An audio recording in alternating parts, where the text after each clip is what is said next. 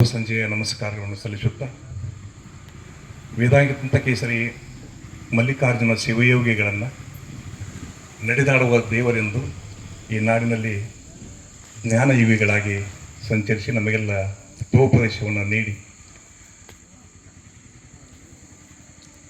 ಅನಂತವಾಗಿರುವ ಪರಮ ಪೂಜ್ಯ ಸಿದ್ದೇಶ್ವರ ಮಹಾಸ್ವಾಮೀಜಿಗಳನ್ನು ಕೂಡ ಹೊರಮಂಡಲದಲ್ಲಿ ಧ್ಯಾನಿಸಿಕೊಂಡು ಪ್ರತಿ ತಿಂಗಳ 4ನೇ ರವಿವಾರದಂದು ನಡೆಯುವಂತಹ ಈ ಒಂದು ಸತ್ಸಂಗ ಕಾರ್ಯಕ್ರಮ ಹಲವಾರು ವರ್ಷಗಳೇ ಗೆದ್ದಿಸಿವೆ.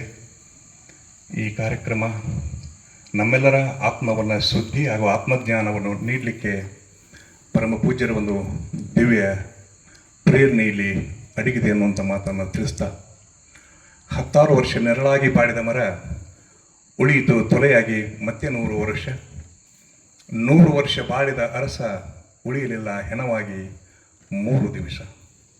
ಈ ಮಾನವ ಜೀವನದ ಸಾರ್ಥಕ್ಯವನ್ನು ಮಾಡಿಕೊಳ್ಬೇಕಾಗಿತ್ತು ಅಂದರೆ ಗುರು ಅದಕ್ಕೆ ಮುಖ್ಯವಾಗುತ್ತಾರೆ. ಗುರುವಿನಿಂದಲೇ ಜ್ಞಾನ, ಜ್ಞಾನದಿಂದಲೇ ಈ ಜೀವನ ಅಂತೇಳಿ.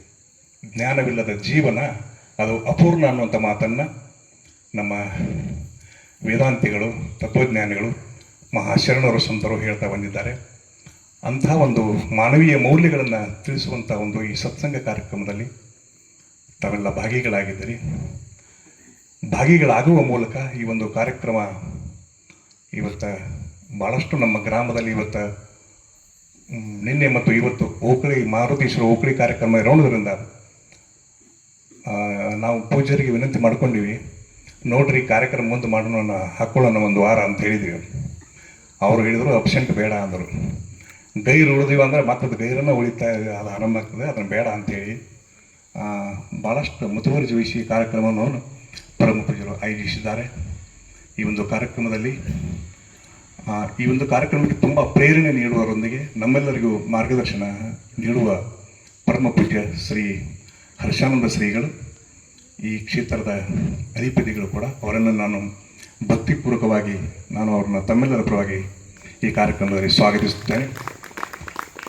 ಈ ಕಾರ್ಯಕ್ರಮದಲ್ಲಿ ಮುಖ್ಯ ಅನುಭವವನ್ನು ಹಂಚಿಕೊಳ್ಳಲಿಕ್ಕೆ ಆಗಮಿಸಿರುವಂಥ ಕುಂಚನೂರು ಹಾಗೂ ಚಿಕ್ಕನೂರ ಶ್ರೀಮಠ ಸಿದ್ಧಲಿಂಗ ಶ್ರೀಮಠದ ಪರಮ ಪೂಜ್ಯರಾದಂಥ ಶ್ರೀ ಸಿದ್ಧಲಿಂಗ ಮಹಾಶ್ರೀಗಳನ್ನು ನಾನು ತಮ್ಮೆಲ್ಲರ ಪರವಾಗಿ ಭಕ್ತಿಪೂರ್ವಕವಾಗಿ ಸ್ವಾಗತ ಬಯಸ್ತಾ ಇದ್ದೇನೆ. ಅದೇ ರೀತಿಯಾಗಿ ಈ ಒಂದು ಕಾರ್ಯಕ್ರಮದಲ್ಲಿ ಸದಾ ಸದ್ಭಕ್ತರಿಗೆ ಜ್ಞಾನದ ಅರಿವನ್ನು ಮೂಡಿಸಲಿಕ್ಕೆ ಮುಂಚೂಣಿಯಲ್ಲಿರುವಂಥ ನಮ್ಮ ಸಿದ್ದಾಪುರದ ಮಾತೋಶ್ರೀ ಮಹಾದೇವಿ ತಾಯಿ ಅವರನ್ನ ಕೂಡ ತಮ್ಮೆಲ್ಲರ ಪರವಾಗಿ ಸ್ವಾಗತಿಸುತ್ತೇನೆ.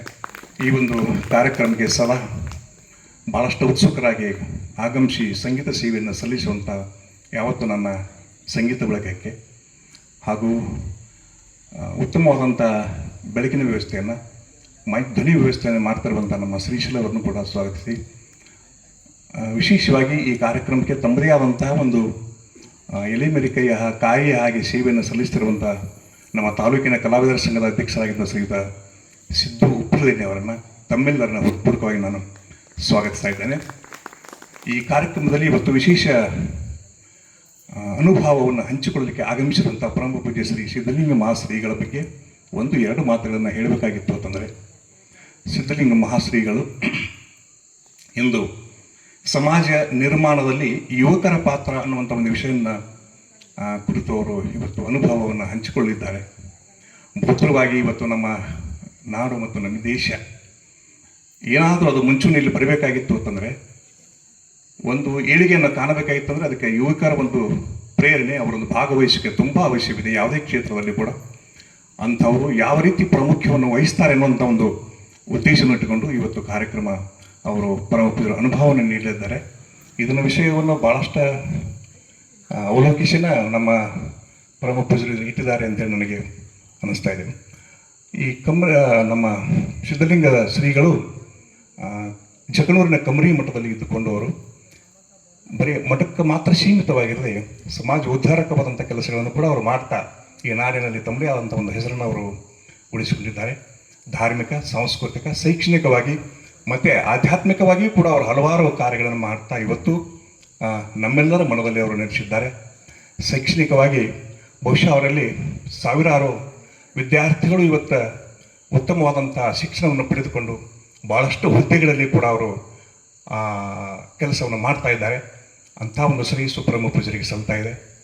ನಾವು ಕೂಡ ಭಾಳಷ್ಟು ಅವರು ಶ್ರೀಮಠಕ್ಕೆ ಹೋಗಿ ಶೈಕ್ಷಣಿಕ ಸ್ಥಿತಿಗತಿಗಳನ್ನು ನೋಡ್ತಾ ಇದ್ದರೆ ಭಾಳಷ್ಟು ನಮಗೆ ಸಂತಸ ಮತ್ತು ಅಭಿಮಾನ ಮೂಡುವ ಹಾಗೆ ಅವರು ತಮ್ಮ ಒಂದು ಶಿಕ್ಷಣ ಸಂಸ್ಥೆಯನ್ನು ಬೆಳೆಸ್ಕೊಂಡು ಹೊಂದಿದ್ದಾರೆ. ಕೆಲವೊಂದು ಮಾಹಿತಿಗಳನ್ನು ನಾವು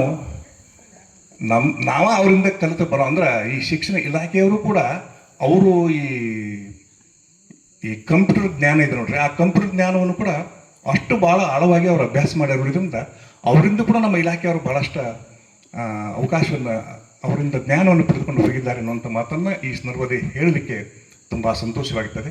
ಬಹುಶಃ ಅಂಥ ಪರಮ ಪೂಜ್ಯರು ಇವತ್ತಿನ ಒಂದು ಕಾರ್ಯಕ್ರಮದಲ್ಲಿ ಉಪಸ್ಥಿತರಿರುವುದು, ನಮ್ಮೆಲ್ಲರಿಗೆ ಅನುಭವವನ್ನು ಹಂಚಿಕೊಳ್ಳಲು ಆಗಮಿಸುತ್ತಿರುವುದು ನಮ್ಮೆಲ್ಲರ ಸೌಭಾಗ್ಯವೆಂದೇ ನಾನು ಇಲ್ಲಿ ಭಾವಿಸಿ, ನನಗೆ ಅವಕಾಶವನ್ನು ಮಾಡಿಕೊಟ್ಟ ತಮ್ಮೆಲ್ಲರಿಗೂ ವಂದಿಸಿ ಎರಡು ಮಾತುಗಳನ್ನು ಮುಗಿಸುತ್ತೇನೆ. ಎಲ್ಲರಿಗೂ ನಮಸ್ಕಾರಗಳು.